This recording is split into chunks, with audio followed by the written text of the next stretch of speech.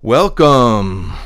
It is I, Carl DeGregorio, and this is Desk Session 94, moving in to the mid-90s of the pod, or vlog, whatever we want to call this, and the mid-90s of my youth, or of the world, or of the end of the 20th century.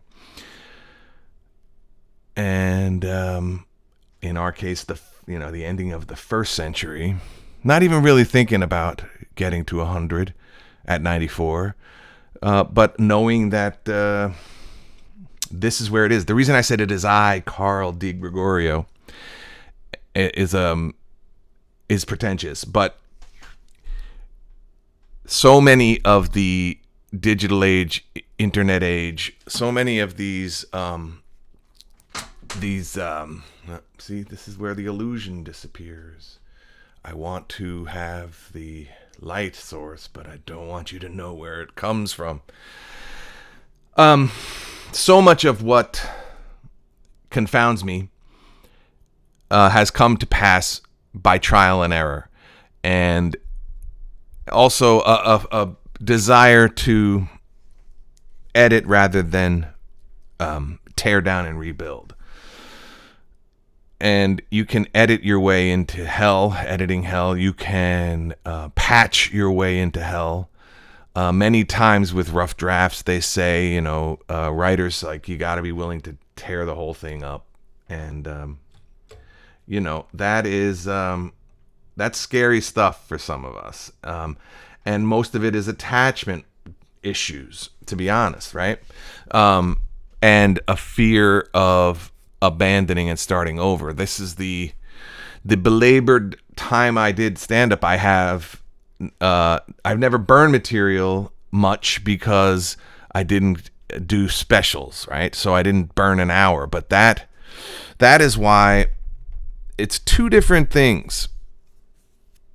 Starting from scratch is always tough. And so why this gets back to why I said it is I, Carl DeGregorio. For many years, in my endeavor to brand myself at open mics, this is a similar, not with the same rate of success, but like Jamie Foxx's name is Eric Bishop, which is an easy ass name, so I don't know why he changed it. But he also said Jamie was androgynous, right? So when he would start his open mics, he put Jamie Foxx in the hat or in the bucket or whatever, and he thought that aided him, and then so it was memorable, and he was sort of rebranding himself as this new thing, not Eric Bishop, or I think that's his name. Anyway, Jamie Foxx. I was oftentimes, as an actor, I wanted everybody to get to know Carl DeGregorio. I knew that was a mouthful, but I knew that in some remnant of the 70s, 80s, and the dominance of Pacino and De Niro, I thought that it was probably not a bad marketing strategy at the time to be DeGregorio. Let people learn it, let my northeastern Italian American, even if there's some French and Irish in there, let that be the association. But this is also before digitizing. This is before having to have a handle on social media. Then I went into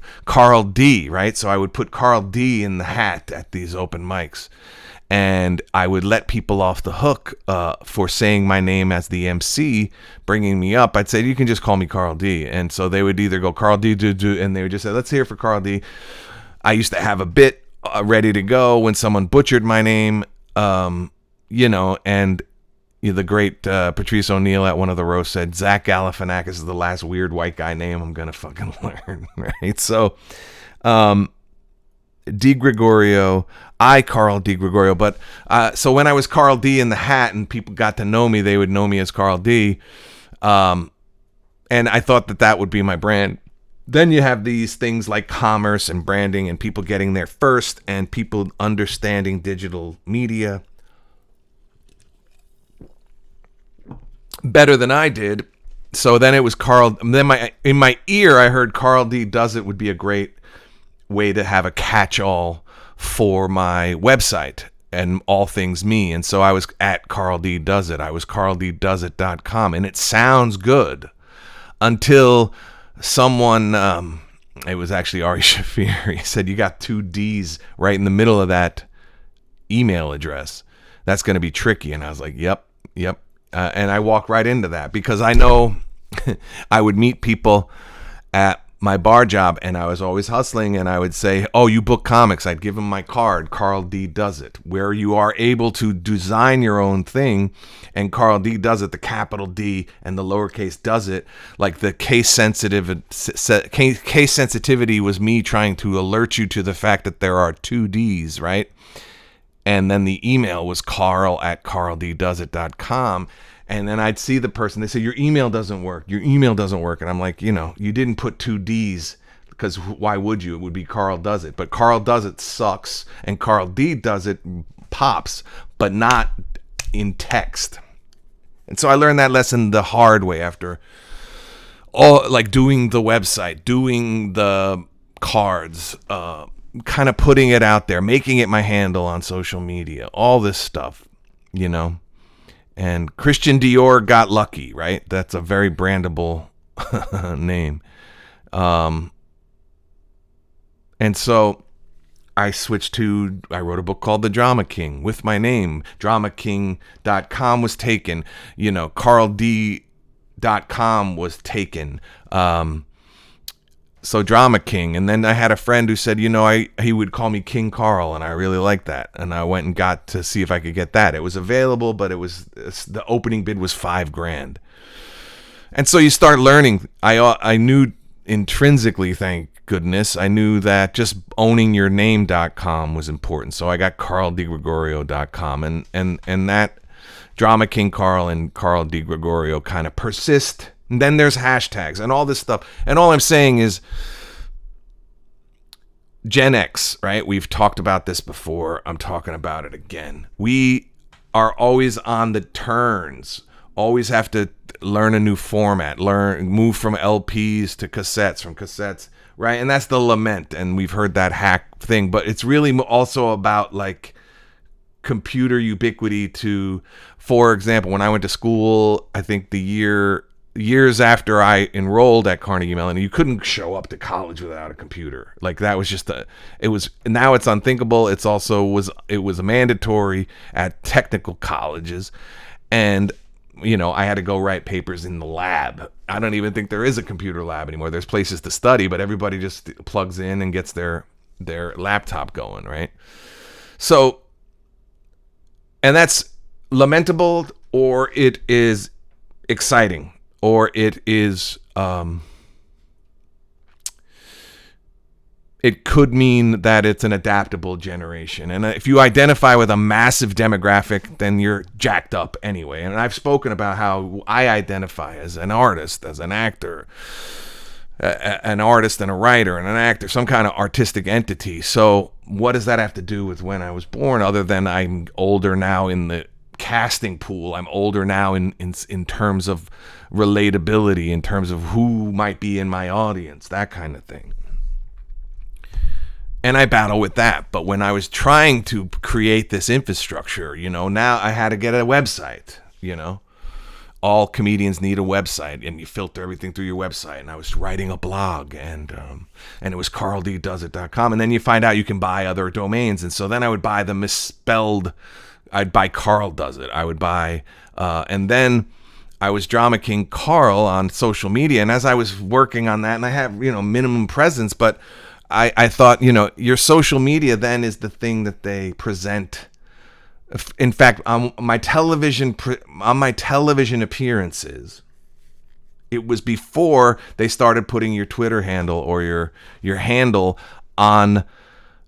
Instead of saying like Carl D comedian on the scroll, they would put Carl D at what would it be? My appearance happened before they even started putting that on there. And what that essentially is you, maybe I could have insisted on that at the time. I don't know. But now people put their handle so that when they do make an appearance on something, that they get to piggyback or expose their handle, and then that would then be they'd be searchable right? They'd be findable. They would be able to parlay. They'd be able to do audience capture with their own devices, with their own back of house customer acquisition or SEO or whatever. And so, then the handle essentially becomes more important. So I was Carl D does it for a while, thinking that at least on your profile your name appears, but as an actor your name is your brand, right? And so having like a euphemistic something that's not your name, like Carl D. Now most people don't associate me with that. Drama King Carl, that's cool because it refers to the book, and that's a good funneling for the book, The Drama King by Carl DeGregorio. And then I got sort of wary of that because I don't want like a nickname out there. I want to be an entity. I want my name, right? And then I go back after many years of being on Twitter and on Instagram, etc. I learned another hard lesson that my Gen X ass didn't really grasp. It should be the same on all of them, unless you have like a side business where you want to differentiate. So then I have to think of what can I do. So I'll just be myself. I'll be Carl DeGregorio, which is so long that you only have one other character letter to use, so people can say, my great friend Owen Smith, he's got the other problem, which is too many of him. So he has to be Owen Smith for real. I can't be Carl DeGregorio for real because I'm out of bounds, right? And then you can get into identity politics, identity issues. What is someone from India? Some of those names are longer than mine, and et cetera, et cetera. But I went to then just be at Carl DeGregorio. And as unique as I think I am, as unique as I might be, there are others. And some other effers have my handle. So I can't be myself on Instagram and all the others because I didn't get to it soon enough. And I thought, that was an unlimited amount of time, And so I had to put I in front of Carl DeGregorio, which just fucks me up because you're not, you have to say what's your handle and you say it's I, Carl DeGregorio. So it's all effed up. And I just keep blundering my way through this stuff. And I'm sure people starting out today, while it is harder, they keep saying it's harder, but it isn't because they understand and they're less precious about it, or it's not that deep. And then that's essentially what the advice I get when I am spinning or when I am bemoaning my outcast state. The retort that sends me further down the line is always, it's not that deep, or count your blessings, or it's not that bad, this isn't that serious. And then of course I'm like, it's that serious to me, and I get wound up, and then it's like, then becomes the self-abuse of it's tree falls in a forest shit anyway, nobody's checking. And so what I'm getting to is I got on the phone with customer service yesterday vis-a-vis my crashed website. And the theme of the whole manner and the theme of the whole problem is Gen X can tout itself as being adaptable because they had to go live through all these changes. But I am outside of the Gen X paradigms in many ways because of my parents aren't baby boomers. They are, I think, the silent generation, or maybe even the greatest generation. Yeah, I think they're the greatest generation. So I have a weird the way my personality developed is with older parents of a different generation than the parents that would raise me, and et cetera, et cetera. And so I only say that not to get a scapegoat my responsibility for what the fuck my frustrations are. I say that just to say that the adaptability issue is personal to me. I don't actually adapt as well as I'd like to, or I have attachment issues, or I have fear of change. And fear of change so much so that I will keep a 2012 website. I will try to band-aid that effort, and I will try to keep it running until it's what I've learned from this customer service rep. I don't know his full name. His name was Nicholas. He's fantastic. He saved my life digitally, at least. But he helped me understand a few things I have done right that my creative mind, even if it were not adept and native to technology, did make some good. I made some good decisions, some bad. Let's just leave it at that, right? Mostly bad, and I've been chasing it down ever since. My website crashed. The reason my website crashed, I've mentioned, is that I followed an agent to her new endeavor, a different place, and I had to leave an agency I'd been with for a long time. Now, in my efforts to make the transition as smooth as possible, to be as findable as possible, I had to see. I know my site was crashed. I paid to get it like put back up, and like I can't blog on it anymore. I couldn't really add new pictures. I can't just write a post anymore. It's so effed up. I had to eliminate the Twitter patch, or the what do they call it? The widget. The Twitter widget had to be disabled. The plugin had to be disabled. So, and my hastiness was, let me go effing change it, see if I can, because I wanted to change like the resume. I wanted to change the contact page. And out of like completing the task, meaning like I don't want a lingering, I want to cut cords where I need to. I want to be a grown up. I made the call or the email to the agent saying I'm moving on. I'll appreciate everything you did for me. You handle your business. I wanted to be above board with that. But even before I made the decision, I have to go through these processes. I don't know if anybody else relates to this, but I wanted to see if I could change a page so that when I kind of decided, yeah, let's do it, then I could just pop everything in. Also, I didn't want, like, by the random chance that somebody would notice it. You don't change the shit before you make the call or send the email. You want to change it after, but it's a lot of... There's 3-4 websites you got to change your representation on. You got to change it at the union. You got to change it on your website. You got to change it on your social media stuff. And I don't know if, like, the younger generation... I think they silo it. I think they use it. There's an interpersonal page. There's a stalker page. There's like the family page. And that makes sense, but that's a lot to keep up. And what I've done mistakenly is sort of like, I am who I am, and you can be personally involved with me or seek me out for comedy or acting stuff. And it gets convoluted because, do you want your Aunt Millie responding to your post about I'm in this movie where I play a fucking serial killer, and I can't wait to see like you. It dawned on me that a lot of that stuff I got confused, and so down the line, and these are the unintended consequences, and that's why we don't know what AI is going to do yet, and everybody is as right as the day is long, and could be as wrong as the day is long, because we don't fucking know.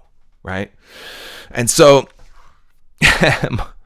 I crashed my site because shit is so fallible and out of date. All the things can't be updated anymore. And so when I went to see if I could just backspace over an email or a phone number for an agent, the whole shit crashed.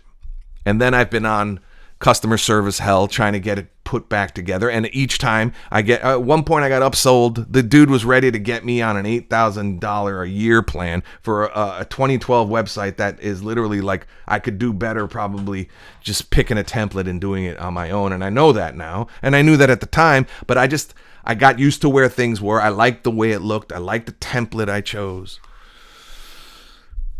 And it's like the things you don't know, right? They cause you all these problems. And so sometimes generic is better because at least it's sort of like fixable or patchable or whatever.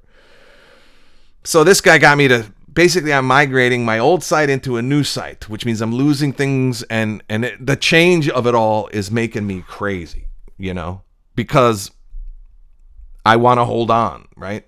And so people who you finally bought, like you got your chips up, right? You finally got to buy a cool ass like stereo mini. I had the dopest mini system. It was woes, like CD and cassettes. So I was like, I'm thinking I don't have to throw away my cassettes. And these are like old world problems, but like the point of like not ditching shit, holding on to shit. You amass a collection, and then you have to amass another one, and you have to keep old hardware, and it becomes this thing, and it's just all moving too fast, probably for me. And I think if Jonathan Haidt talks about the anxious generation, it is, I think, also mostly to do with social media and screens. But since everything has been taken out of the physical space and things are no longer analog, or they could be digital, but the physical media, like intrinsically kids know this stuff is moving too fast. There's an update.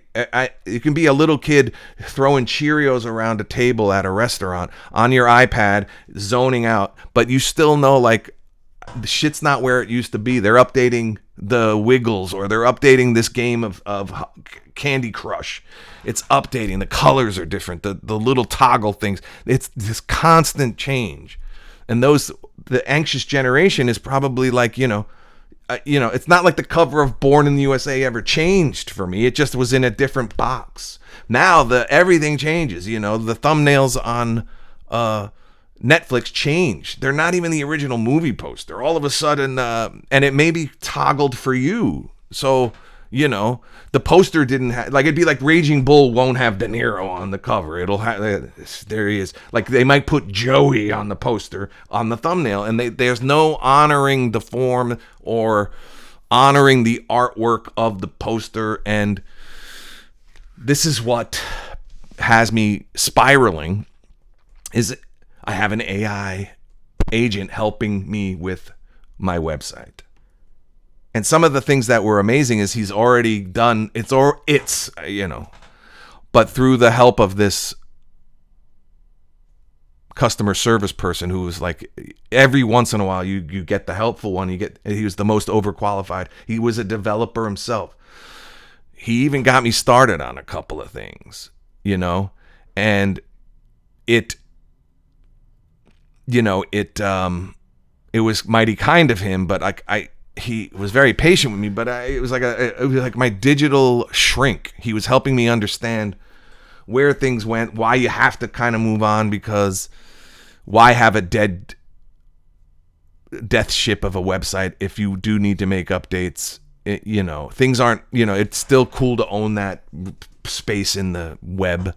And one thing I've done is I've bought domain names where I have Carl Does It, even though I don't advertise it, because I know somebody, when I say it's Carl D Does It, because it's a cool website, you can still get there if you forget the second D, but I've had to reverse engineer that,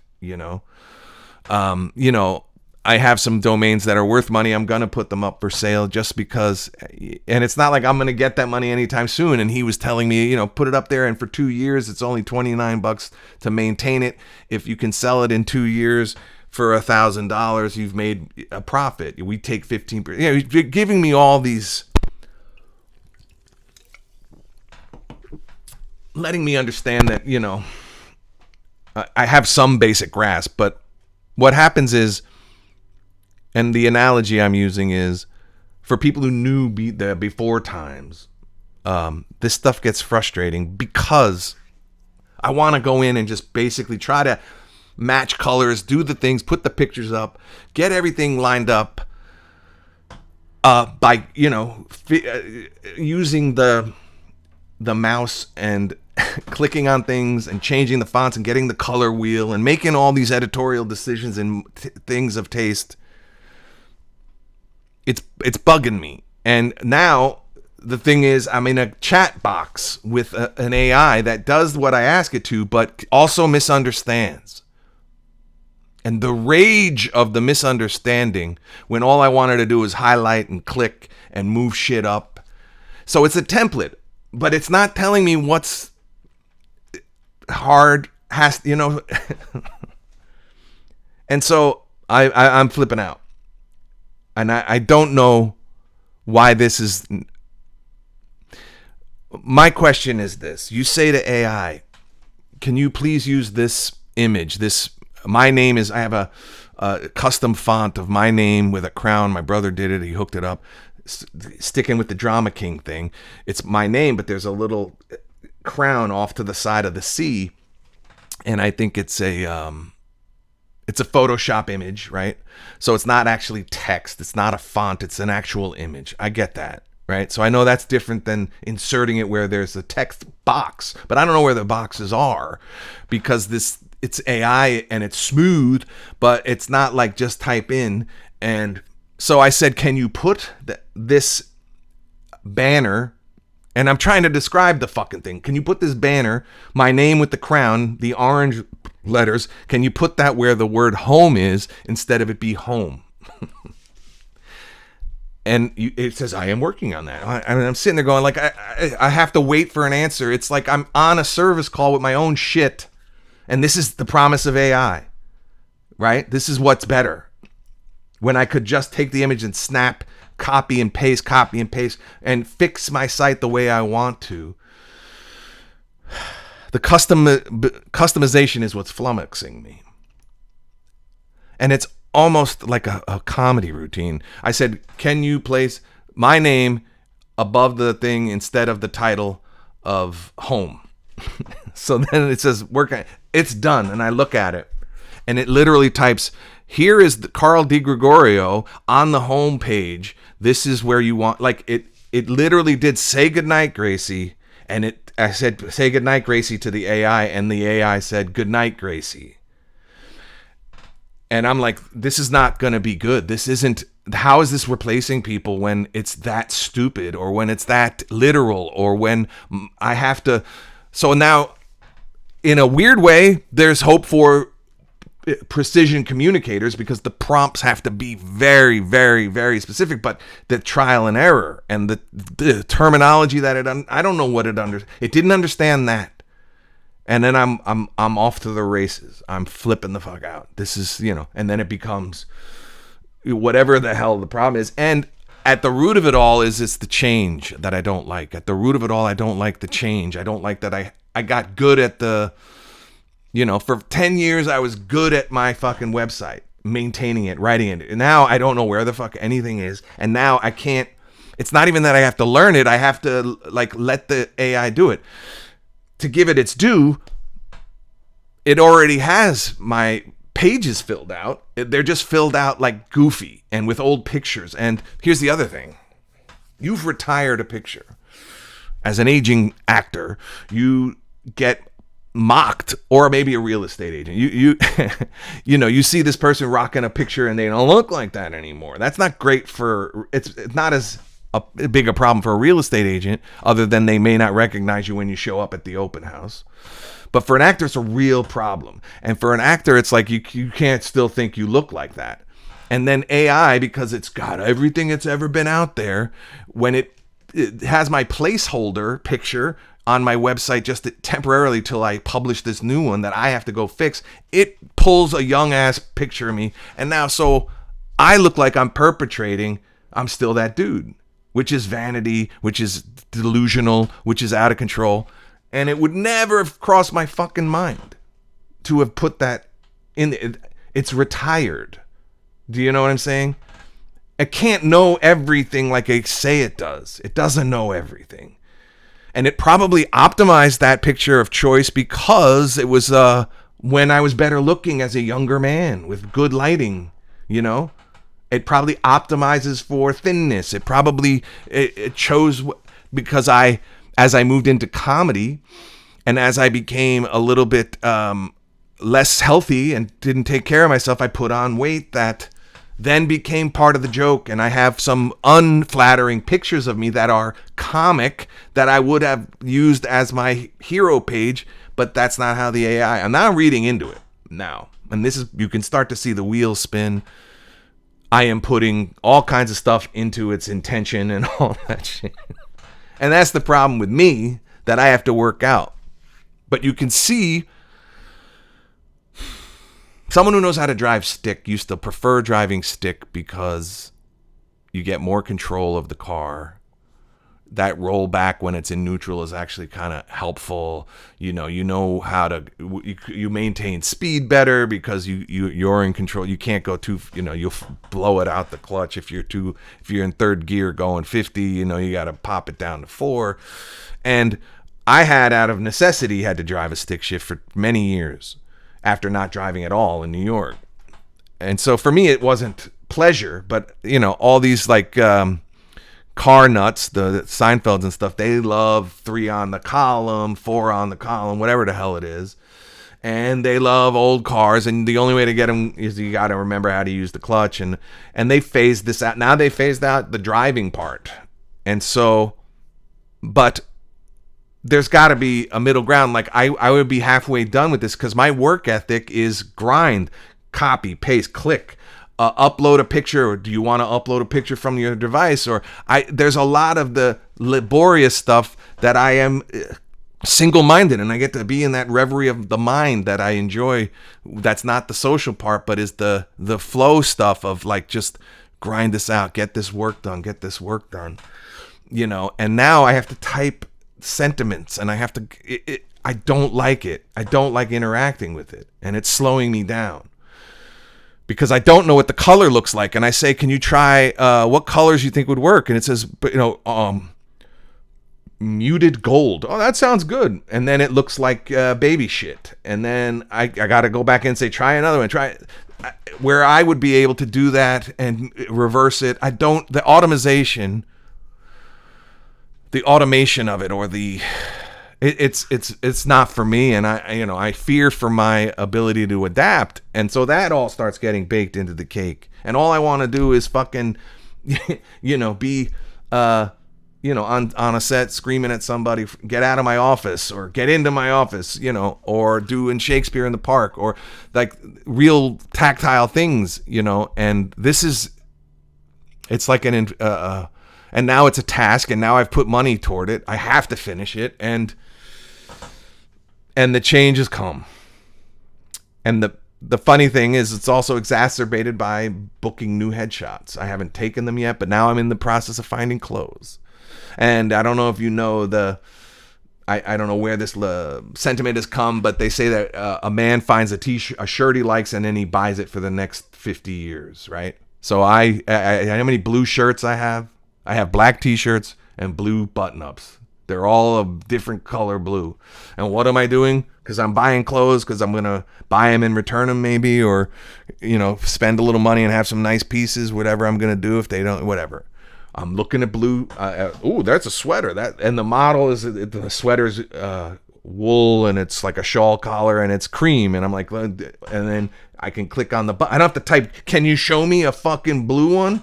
This is what I don't like about the website. I can just click on the blue and it changes it for me. So let the AI be behind the scenes, not me interacting with it, And it's just interactive software is another thing. So it's like, to call it AI is to like, what? I don't fucking know. It automated. It did do, to its credit, I have the Twitter link. I didn't have to copy and paste the Twitter link and all that stuff. So it did do a few infrastructure things very well right off the bat. The customization part, that part's going to be frustrating. But when I'm buying the clothes, so what I'm saying is change is hard, because I know in some of these pictures it's not about the clothes, it's about the guy, right? There's a great character in Dave, that FX show about the Little Dicky the rapper.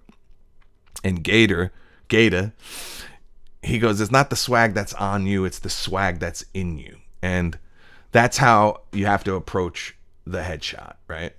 And so me dropping coin on clothes so that I have a cashmere hoodie, it may not be the shot we choose, use, or abuse, because it's got to be about like the lighting, how we vibe, what happens between the prompts from the photographer. The real world is going to have a say into whether or not this shawl collar rag wool sweater that I think is going to make me look like the Irish Spring guy, which I don't even know if is a good direction for me to go. You know, these are the things you do when you're picking clothes for you, and it looks good on a guy who's, 145 pounds. It's not going to look the same on me, and you still got to try the shit on. And that's the thing I'm saying about AI. It's like that you still got to wear clothes until they just send us gray fucking unitards or gray jumpers or one pieces or coveralls, whatever word you want to use, until we're all wearing the same fucking thing. It's got to be, you still got to try it on. You still got to see if it looks good on you. Something may look good on you. And the trial and error, which is the reason some people enjoy this, the reason why people hire people. I could probably have hired someone to do this, but I'm on a budget, And the guy didn't steer me wrong like other people did. He's basically saying you're getting essentially you're getting a relaunched website for a budget. You just got to grind it out and do the work. And this is you're spending about the same you're spending now for a dead website. So he was a good salesman and a very helpful person. But it's just funny. I swear to God, in my at least I'm learning that you don't. I also have buyer's remorse or fear of pressing proceed to checkout. If I'm just trying the stuff on to then maybe send it back, I'm not really buying it, but it will be on my credit card, so I'm freaked out about the prices. And if you're only going to wear it once in a fucking photo, or what's more likely to happen is I'm going to lug all these clothes into the studio. We're going to hang them on the racks, and the photographer's going to I like this, let's put this together, and it's going to be everything that's already in my closet, right? So what's the big deal? It's just like a couple of months where there's a balance on my credit card, but that in and of itself is anxiety inducing. All to say I don't want to change, I don't want to have to. You want to, and this is the thing, the stasis, the lament being like things are always in flux. That's the problem with the anxious generation, is that it always was, it always ever was, but there would be infrastructure was not up to production. So things would take, theoretically, you could still keep cassettes today if you can store them, if you have room for them, if you still have the tape deck. There is this push to go back to vinyl. This stuff still works because real hardware, real items, objects in matter are just matter, right? That, and I think, how do I put this? I am talking out my ass, but like matter is just is solid water and gas, right? Solid liquid gas, and everything is made up of that. So even a CD may have digital information burned onto it, but it is a plastic disc, and the matter presents itself as a disc, right? What is it when it's digital? They say it's zeros and ones, right? But it's not an object. It's still it's energy, right? It's impulses. It's not the same. You still got to get the clothes on your back and see if they fit, to then go, and it's an incredible thing if you really think about it in a poetic way.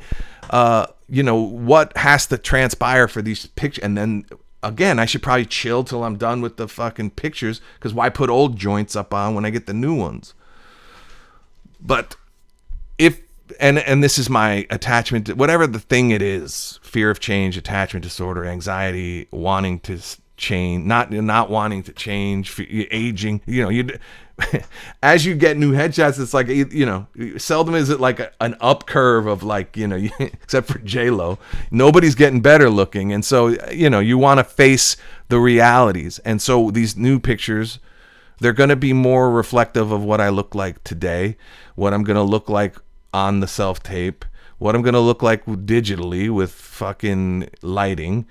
And the clothes are not the big issue, but I am making them an issue because you want options and you want to look cool, and I don't know, the theory behind this photography studio is most of the clothes you're going to use are going to come out of your closet. I say that to my girlfriend, and she's like, you just don't want to change. You have to be willing to change. And she's right, existentially, and they're right, perhaps. But a lot of my clothes are in that same blue shirt stuff, and I think I can play more vivid characters, and I wonder why I understand that you want to be comfortable in it because you're trying to present you, but you're not wearing although when I was on an HBO show, the stuff I brought was the stuff I wore on set. And it feels like a gyp. You feel like you're ripped off because you want clothes that they buy for you to be on your back, and you want a costume because I come from the theater. And one thing I've learned from doing a million people's short films and stuff like that is I always wear my best shit if it's going to be, hey, casual guy, I wear the shit I think is going to work for the character to set, so I don't have to change, because I hate fucking changing. And all these things that are outside of my comfort zone, I have to pray that, I mean, it's just too much change, but I am literally throwing myself into the shit. I didn't want to change my website. Now I have to. I didn't want to change my headshots. They're only like 3 years old, but they're glossier, and I need a more authentic me thing or whatever, So we'll see. I also don't know if I'm lighting these things well. I don't know what I'm doing. I'm in the gym. There's just so many things changing, and I don't want it, but I know I have to. And you can only imagine a young person, or even somebody less than 5 years old, doesn't understand that the change is happening around them. And if things have gone faster, that's going to make somebody anxious, I already have an anxious mind as it is. Or maybe I just say that, and that's another thing. All this stuff presses buttons. And then you start to decipher, what are you reacting to? Some people might be, and I wonder who they are. And I don't mean to be sexist, but I imagine actresses, even though I know everybody's an actor, but actresses or female actors, they may love this shit because it's clothes and makeup and hair. Those are the three things that make men want to fucking run to the fucking hills. So, I'm not into it. I do like a cool shirt, I don't like to shop. I definitely don't like to shop online because it's just like you rack up the charges and then you got to wait for the fucking box to show up, and it's like you're out the cash and you don't have the thing. But at my size, large and in charge, I can't really go off the rack, and where do you go anymore, right? I'm gonna go to fucking Hot Topic, and and that'd be funny because if I were still doing comedy, I'd have like a fucking Demi Lovato t-shirt on, trying to play like a dad who's out of touch, no cap, what I'm saying? Like that would be a funny waste of a fucking headshot. But I'm trying to figure out the four. I'm gonna get 4 looks, and so what I'm going for is sort of like that I would read as a detective, that I would read as a CEO, that I would read as a Wall Street guy, that I would read as a guy saying, yes, Mr. President, yes, Mr. President, right away, or a mob boss, because they all have to have that sort of either a tie or a blazer, something that's that, right? That'd be one. And then the next one would be sort of just approachable, interesting, something more about less about the clothes and more about the face and what's the energy I'm bringing, right? Then the third one would probably be like a rustic, rural, blue collar, a flannel, a denim shirt, this kind of vibe, which can go different ways, but will show my everyday guy. And then I think the fourth one is just wild card, character, personality, oddball, and what's going to happen is they're going to use 1 or 2 and I'm paying for 4. And it may be giving me more grief than I need. And we'll find out. And none of this is make or break. It's just that that's how it feels for me, because obviously having the wrong representation of yourself out there is our as a product, as an entity, as a commodity, it is unforgivable. Your opportunities are very scarce, and you don't have the luxury of not being prepared, which is part of my personality that I like. That's why it's not okay for the wrong picture to be up on my holding page for my website, and I don't know, it's not worth changing. I for the life of me can't figure out how to change it enough to. It's just flummoxing because it's the old website and there's a new one and it's not. Things aren't migrating over, and then all the blogs I wrote over the years that used to be in one place on the internet are no longer there. So I have to literally bring them over, and that just seems like a lot of work for stuff I already said, you know. And I wish they were still there. And then the self abuse of like, well, nobody gives a shit anyway, right? But I do. And there's so much information out there bombarding you, and you know. You can have a fancy website with the fancy email and if you know carl@carldegregorio.com. I can have all that, but I don't have it right now. And I have carldegregorio@gmail if you want to say hey. And one thing I've been seeing is you have to be findable, because if that casting director has to go to more than one site or two sites, it's over. Nobody's that fucking interesting, or nobody's so perfect for the role that I will, you know, I will do a fucking missing person search for an actor. It's just not the way it goes. So the more ways you are findable, if that's what you want, if you choose, and some of that is more grief than people want. There are those people who want nothing to do with it, that they're hard to find. Maybe that's the right way to be in this day and age. I don't want to be, and part of me, I have both parts of my personality. I want to be hard to find, and yet I can't afford to not be findable, right? And so in this transition that and again, I started it all, and I could have stayed where the fuck I was and have a dead website with a 2018 post and nothing new and old headshots and the wrong agent and that stuff I couldn't abide. And so I had to do something, and now cause and effect. And you can imagine growing up with this shit. I didn't have to change anything. I had to change the fucking every year I had to change the fucking the paper brown bag book covers, and I had to change the names I scribbled, the band names I scribbled on there, you know. So we just didn't have all this choice anxiety, right? I mean, it's I don't know. That's they say America. One thing that's cool about the World Cup is you start to hear like these special interest stories of like Europeans coming in and going like, America's incredible. I went to the supermarket. I can't believe all the space and the products, and it's stupefying, to be honest. And yet it's too much. Like you just go to the fabric, the detergent aisle. It's like, I need all these choices, right? And there is a choice paralysis, and I'm probably finding that with the blue shirts, the 7 blue shirts, and the leather jacket I'm buying, and a blazer. And I have suits and blazers in my closet, but something about getting gussied up for these things, and that's probably the wrong instinct, because it's got to look like you and what you could pull off out of your closet. If I return these clothes that they connect with the picture and they like that shot, I don't have that jacket anymore because I got a fucking a suede fucking bomber jacket that was $800, you know.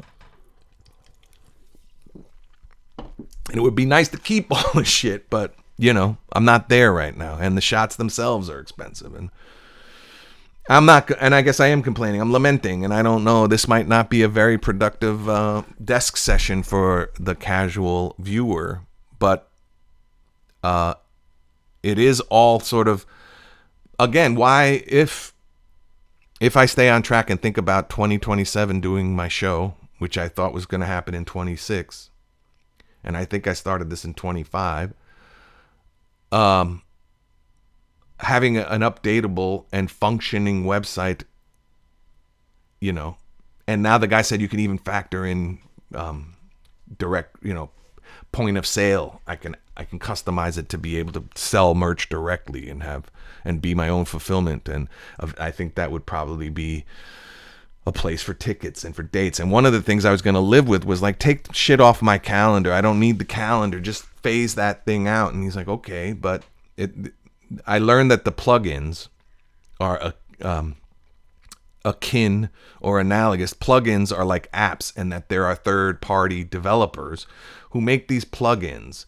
And what happens is, like, if you're a whiz kid, you can make a plugin or an app on your own time in your dorm room, and put it up on the marketplace. And so what happened is a lot of these plugins were made obsolete.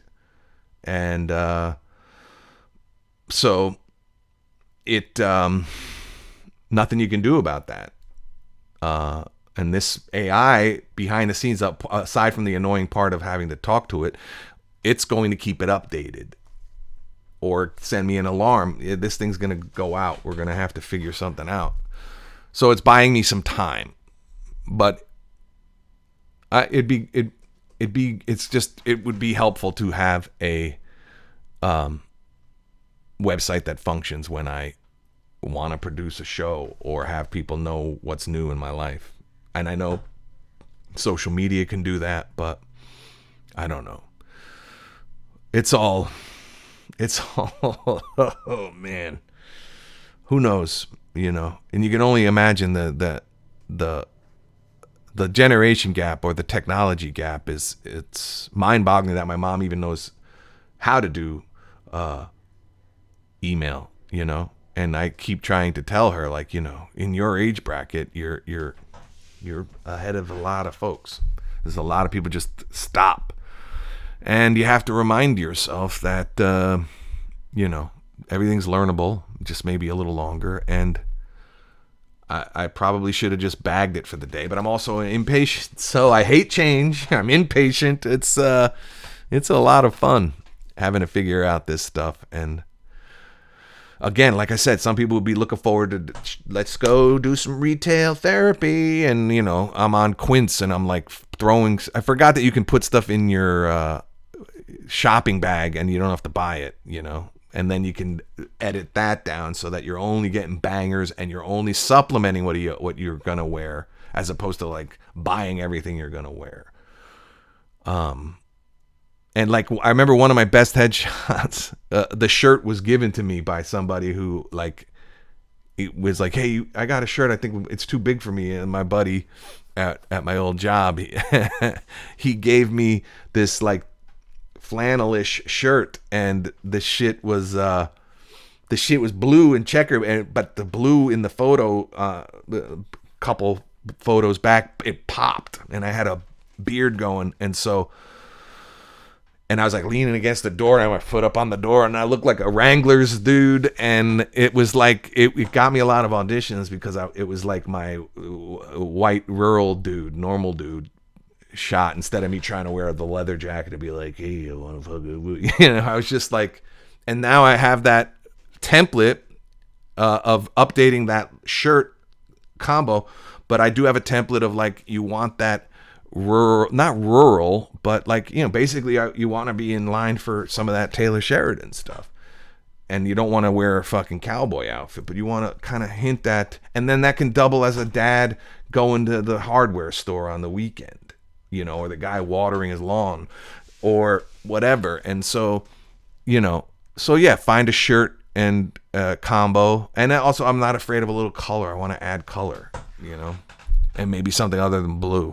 It was like 35 blue shirts, white, blue, black. Those are my options, So I think that's probably enough on that tirade of woe and woe is me. And I appreciate the time to do it. I, Carl DeGregorio, which is my handle, because like I said, I had to add the I all the way back to that beginning story. The reason I said it is I, Carl DeGregorio, is because I'm thinking, let me brand that in your head, that it is I, Carl DeGregorio, because that's my handle on all the socials, is I, Carl DeGregorio, because some prick is already out there with Carl DeGregorio, and I only had one letter to do it. And there are a lot of I am blank, blank, blank, but I don't have enough lettering, enough characters left to say I am Carl DeGregorio on a handle. It's just I, Carl DeGregorio. And I thought it was funny because it's like, how they put I in front of some generic I home or I tissue, or like Mac and Apple products all put the I in front of things to make it sound high tech. And I thought it's hilarious that I have like I, Carl DeGregorio, which would never be what you would name a product, but you stick the I on the front of it. And, and who knows, again, it's It's probably not the reason things aren't where I want them to be, but it is the infinite potential and the infinite possibilities can also boomerang back as, I'm trying to stay upbeat about this whole thing. So it is I, Carl DeGregorio. This is a desk session from 94. We're going to end it with the song Last Week, and I'll put that Look Away by Big Country in there. That was a jam. Hope you checked it out. You'll be able to check it out this week, but if you went and searched it out, Look Away by Big Country, very underrated band. Rest in peace, Stuart Adamson. This week's song is a very, I don't even know. It's something that it was sort of, I caught up to it after its sort of time in the sun, and somehow it became heavy in my rotation because of how dope it is, but also like it does hearken to when I understood that I really liked R&B music. And the song is Piano in the Dark by Brenda Russell.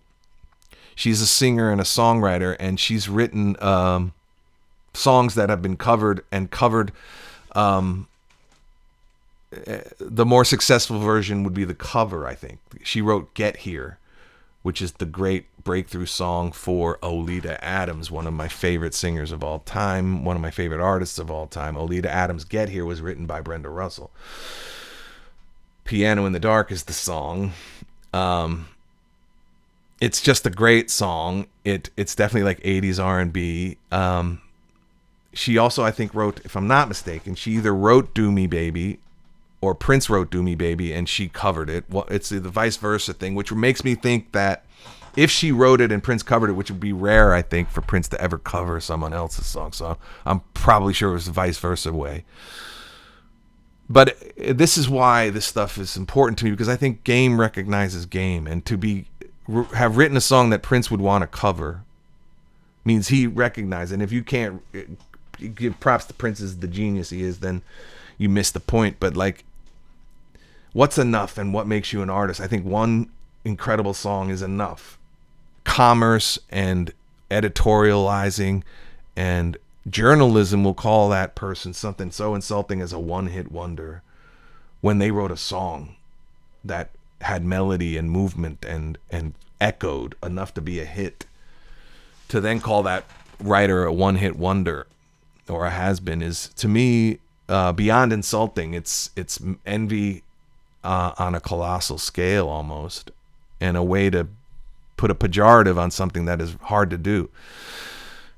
And so, yes, you would love to have a body of work, but I have crippled myself with trying to get a body of work rather than just trying to do one great thing to echo, and that pressure, I was on a TV show that was a nightly show, and my goal was to become a regular on the show rather than that I already accomplished something by getting on the show in the first place. And so the long-term thinking fucked me up because I didn't have a good showing. I didn't do well on the show. And so because I overpressurized it. And that's what I'm doing with the headshots and what I'm doing. But what I mean to say is, if Game recognizes Game, Prince is an all-timer, but he doesn't shun anybody who has one great song if he knows it's a great song. And he's covered people in concert, like he did. He does a little bit of a Foo Fighters song he used to do, Someone Getting the Best of You. He would do Radiohead. He wouldn't sing that lyric, "I'm a creep, I'm a," he would vamp something else, because he would never say that about himself. Because he believed in the power of words and putting words out into space. And that's why in this endeavor, in this episode, in this harshness I was feeling toward myself about this website, I said a lot of negative things, and I have to stay on guard for that, because I believe in the power of the word. I believe in the power of communicating things, positive or negative, and they can really hurt you. Unlike what Brenda Russell has seemed to have become in the history of R&B, like known as a songsmith and known as a great performer, but maybe some people took their more pyrotechnic vocal abilities and really enhanced her songs. but she does an incredible job on Piano in the Dark, and it's unfortunate. I think it got a Grammy nomination in the duet category because there's just like a background male voice kind of throwing an undertone, and I guess it qualified as a duet. But Piano in the Dark, Brenda Russell, Caught Up in the Middle. I cry just a little when he plays Piano in the Dark. I don't know. You can just, it's very vivid. You can visualize the, a late night tinkering of a songwriter, a tortured songwriter, and she knows he's working something out when he plays Piano in the Dark. It's a great song. It's got a cool hook, and it's emotional, and it's what Ashley Reacts talks about on her YouTube reaction channel. She just talks about the emotions, the open vulnerability, the heightened romance of the 80s and 90s, maybe 2000s, that is absent of the music today. And I'm not saying that as a Gen Xer saying we had better music. I'm just saying I like when the younger generation appreciates, kind of what they've been, what's been taken away. And if you can see that, it doesn't mean only play old music. It means let's go back to, which is why, the way I want to come at people with my branding, my materials is like, there are, we can still get back to heart, vulnerability, tough guys who dance. Tough guys don't dance. Well, this tough guy dance, and I'm not a tough guy. I'm an actor. But some of that stuff, that old gentility, that old romance, and R&B in the 80s and 90s and before, like just that everybody vibes on that. And if you don't, okay, so maybe you're not an emotive guy, but you could play the stylistics for your girl on a dedication, and they would be the proxy of your feelings. And we have to get that stuff out, and we have to get back to that. And Piano in the Dark is, I don't know if that's a typified version of that, but it's a cool song. It just happens to be the next one on the all-time list of Carl D. You know what I mean? And I think that'll do it for Death Session 94. Let's go Knicks. Knicks in 5. I'm still on that. Piano in the Dark. This is Carl DeGregorio. It is I, Carl DeGregorio, Death Session 94. I'll see you next week. Peace.